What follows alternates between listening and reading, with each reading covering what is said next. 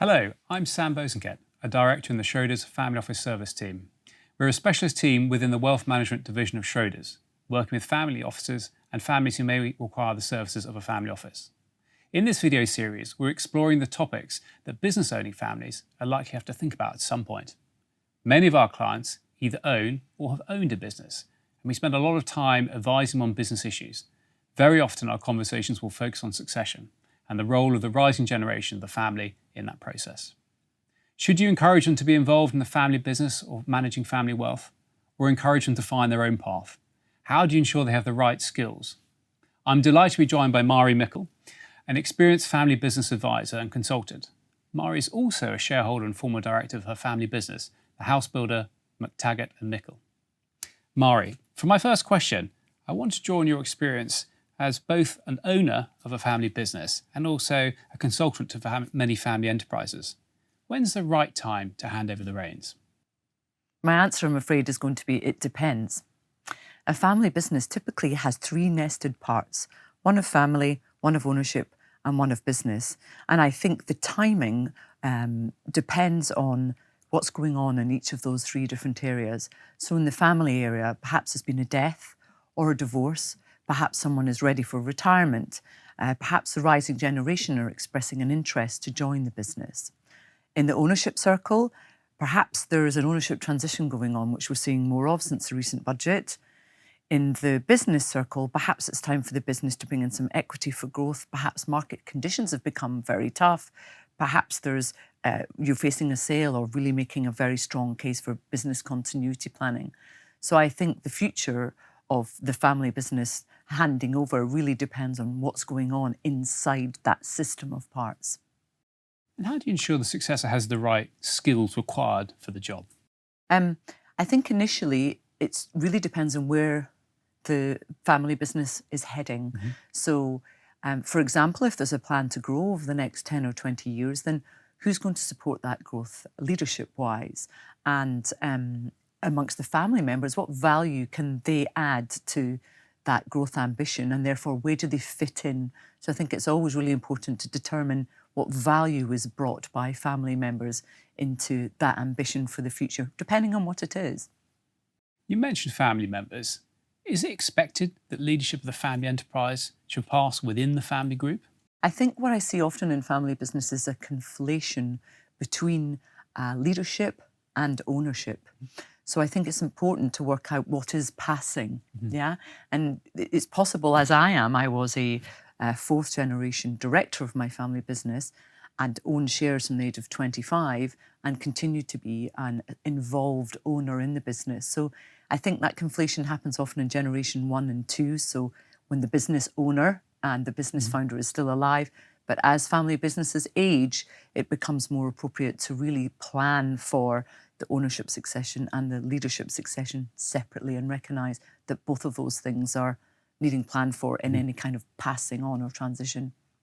So I have a question for you.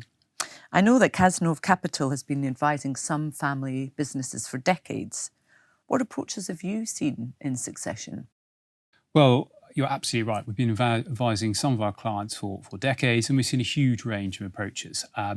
And we're always delighted to talk to our clients about those approaches and what we see are the wins and the failures in those.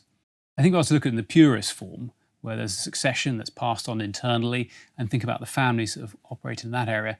What we've seen is it's about the right person at the right time. It's about good dialogue amongst the family members, good education, a program of shared values amongst the family members between those that are stepping up into the role and those that are incumbents in the position. And I suppose key in the whole thing is having a willing, rising family member who has the capacity and the desire to do the role. I think if I was to reflect on that, where I've seen this done well, it's not necessarily a linear process anymore. The baton can be passed sideways, diagonally, etc., if you're keeping it within the family.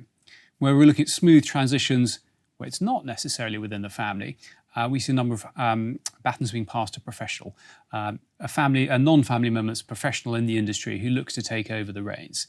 I think the key part to that, and make sure, again, there's good dialogue amongst the family members to make sure that the person who's taking over that position of head of the family enterprise has the backing and support of the family in it, to make sure that there are no surprises for them in that role. At the other end of the spectrum, where we're not necessarily seeing the family enterprise being passed on, often is the business sale. There could be any reasons, any range of reasons why a family's been choosing not to pass on that business. It could be to change the makeup of the wealth. It could be that the skill set is no longer there within the family. Again, dialogue is key in that moment, and making sure that all the family members involved in that decision are well aware and it's well signposted. And I suppose latterly, what we're seeing more and more these days is actually families who've got giving pledges, who are passing on the bulk of the wealth from the family enterprise or the family business onto a charitable entity or foundation which they've chosen to support as a family. Again, this needs to be well signposted, making sure there's adequate provision for those dependents in the family, and to ensure that there are no surprises in that process and it meets with the targets and ambitions of the family. What I'm hearing as a sort of golden thread through all of that is really all of those options come from asking yourself the question, what is this business for? And why do we own it together? Whether you're planning for an exit or planning for distribution of leadership through the family, or indeed bringing in a first non-family CEO, that actually having a collective goal and ambition allows you to plan well for the options ahead of you. How would you start that conversation with a family member who's reluctant to pass on the reins? We're often encountering the matriarch or patriarch or head of the family enterprise who's rather key to stay driving that ship for longer than everyone had planned. How would you start that conversation? I would start it very sensitively. I think often what makes especially business founders, but it does happen through the generations as well, reluctant to leave, is that they don't feel properly acknowledged for their lifetime of hard work and devotion. So I see that time and time again. People sort of saying to their children, I can't leave because you're not ready. But actually what's going on is the now generation perhaps aren't ready to let go. So I would approach it sensitively. I would acknowledge that they had fears around who's coming in behind them, what their legacy will be. There's also fears around your children being responsible for your future financial security. I think we all have that. And also a fear of loss of relevance. So who will I be if I'm no longer the leader of this organisation that perhaps bears my name? So I think approaching that sensitively and understanding that there will be fears and hesitations that will mean that those business founders or business owners will hold on beyond their date to leave. And how do you introduce the rising generation, the next round of family members, to the family enterprise? Well, first I say it's never too early. So I always think it's a really good way to start telling the origin story. So how was the business founded? Where was it founded? Perhaps visiting that location. And often it's rural with family businesses where that business was founded, and telling that origin story to sort of, ignite the passion. And I think from there, it's a very fine balance between sort of opening the door enough so children can see, at any age from, I'd say, 8 upwards, can see what lies beyond in terms of opportunity, but also balancing that with allowing young adults to forge their own careers and follow their own passions.